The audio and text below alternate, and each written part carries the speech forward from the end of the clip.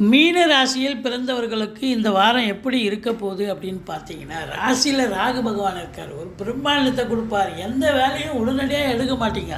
இன்னும் பெருசாக எதிர்பார்ப்பீங்க. இப்போ பெருசாக செய்யணும், பெருசாக சாதிக்கணும்னு சொல்லிட்டு சாதிக்க முடியாமல் பெண்டிங் வைப்பீங்க. அதுதான் அங்கே இருக்கிறது. இதுவே போதும் அப்படிங்கிற ஒரு நிலை உங்களுக்கு ஏற்படாது. வாழ்க்கை துணைக்கும் உங்களுக்கும் கருத்து வேறுபாடு வரக்கூடிய அமைப்பு இருக்குங்க.